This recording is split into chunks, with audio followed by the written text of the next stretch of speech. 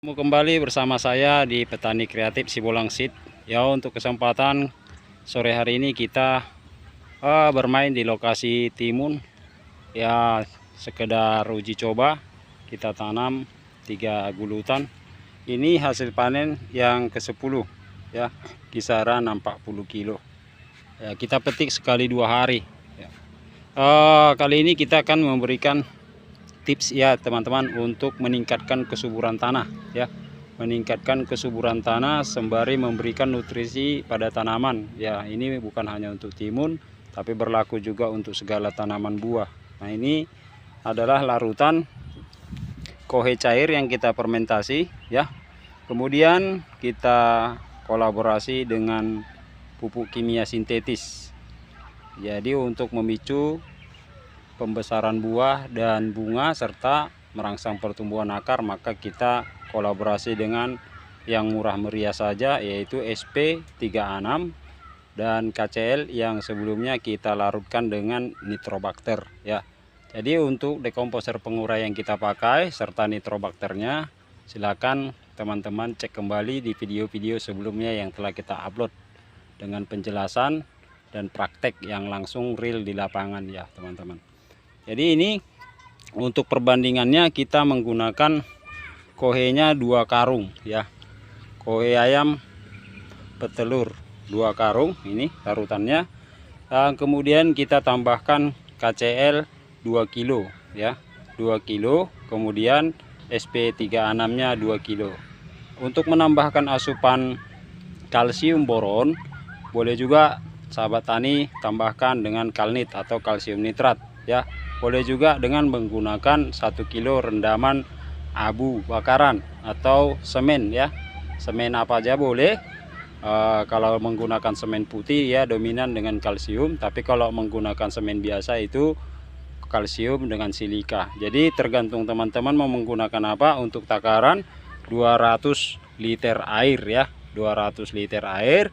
Nah, kemudian larutan ini langsung kita aplikasikan pada tanaman dengan dosis 200 hingga 250 ml per pokok tanamannya ya. Ini kita sudah sediakan.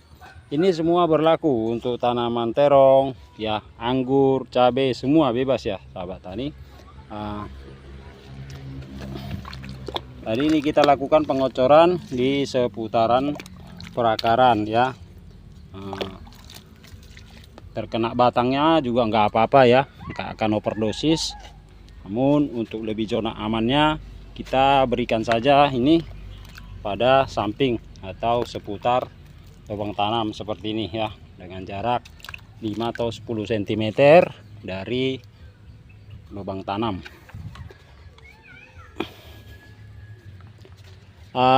Satu lagi sahabat tani, pada kesempatan kali ini saya akan memberikan tips ya, ini mengenai tentang perawatan dan olah tanah seperti ini teman-teman.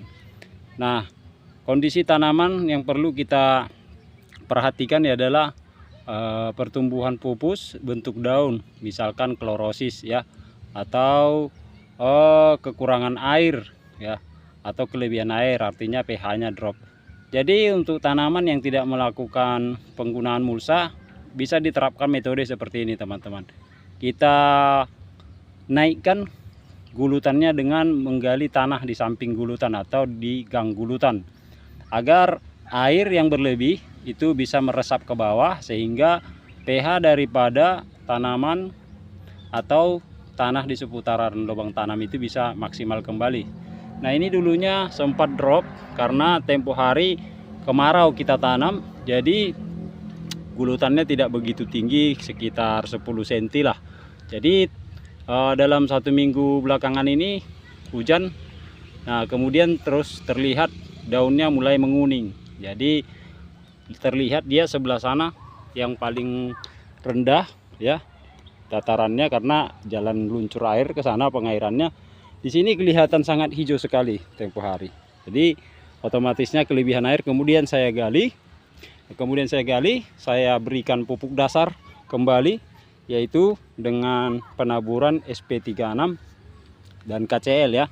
Ini sudah tertimbun di dalam ya, sudah tertimbun di dalam, terus kita naikkan. Jadi Gulma-gulmanya juga saya masukkan ke dalam. Jadi ini nanti akan diproses menjadi bahan untuk nutrisi bagi tanaman. Jadi terlepas daripada kandungan ini ya teman-teman ya, kandungan dari BU ini ya, kita akan mendapatkan unsur-unsur kimia yang melengkapi sifat-sifat kimia tanah ya. Jadi karbon atau nutrisi yang ada pada bahan-bahan organik ini tentunya akan bermanfaat untuk kebutuhan nutrisi tanaman walaupun tidak seberapa. Tapi yang terpenting teman-teman, zat kimia dan ini adalah berupa bahan organik ya, yang nantinya akan meningkatkan kesuburan tanah. Jadi di mana prinsipnya tanah yang subur akan tempat tumbuhnya tanaman dengan subur. Jadi kita bertani mengutamakan kesehatan tanah ya teman-teman. Nah, untuk nutrisinya itu kita hanya tinggal suplai aja ya, sesuai dengan kebutuhannya di tiap fasenya. Saya rasa lebih gampang memberikan nutrisi pada tanaman daripada kita mengolah tanah dengan benar untuk pertanian berkesinambungan atau jangka panjang ya. Nah, salah satu contoh ya teman-teman ya, kita juga menanam beberapa komoditi tanaman lain seperti bayam. Ini kita kerja secara keluarga. Nah, ini kita tanam bayam. Kita melakukan metode penyuburan tanah dengan menggunakan bahan-bahan organik. Bahan-bahan organik yang simpel aja teman-teman yang ada di areal. Nah, seperti ini gulmanya tidak kita herbisida. Ini lahan bayam.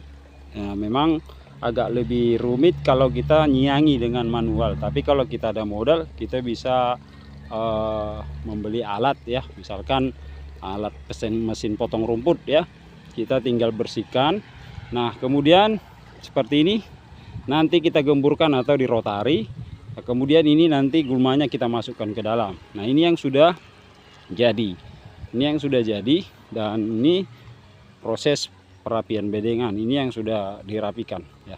Jadi ini nanti tinggal kita tabur untuk komoditi bayam. Jadi ini di dalam ini teman-teman. Ini gulma. Ini di dalam gulma kita timbun. Nah, jadi untuk awal olah lahan ya, yang lebih mantap lagi kita persiapkan karbon silika atau arang ya, arang dan abunya. Nah, jadi pada posisi setelah kita tabur gulmanya, kita tabur arang ya, apalagi lahan-lahan bukaan. Ini lahan sudah beberapa kali kita proses, jadi kita tidak aplikasi karbon silika lagi. Kita hanya memanfaatkan gulma-gulma yang ada di lahan kita. Seperti inilah teman-teman. Setelah bayamnya dipanen, ini luar biasa perkembangan gulmanya. Nah, luar biasa ini. Baru belum ada 1 minggu sudah begini ya. Jadi artinya kesuburan tanah ini sudah meningkat dari sebelumnya. Sebelumnya kita tanam bayam itu berkembangnya sangat sulit teman-teman. Tapi sembari kita proses, kita manfaatkan gulmanya, mudah-mudahan saat ini sudah maksimal dari hasil panen yang kita terima ya. Jadi kita juga budidaya kangkung, bayam ya, cabai juga ada ya. Yang penting kita upayakan untuk meningkatkan kesuburan tanah, apalagi tanah-tanah tekstur liat atau seperti ini tekstur tanah berpasir ya.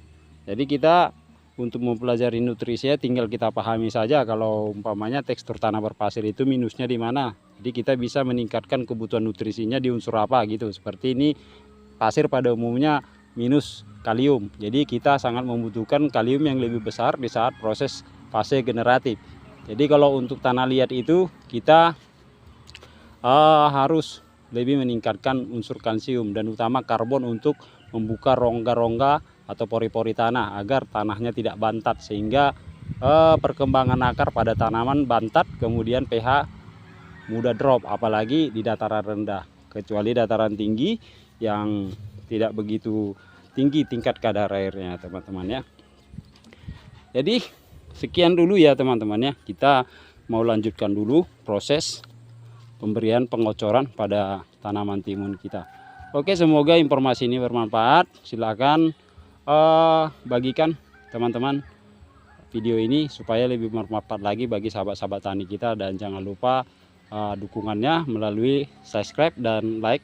Kemudian nyalakan tombol lonceng supaya sahabat-sahabat tani tidak ketinggalan dari video-video yang akan kita tampilkan. Mudah-mudahan kita dalam sehat walafiat, nantinya kita bisa memberikan inspirasi-inspirasi seputar pertanian, hemat biaya dan kreatif.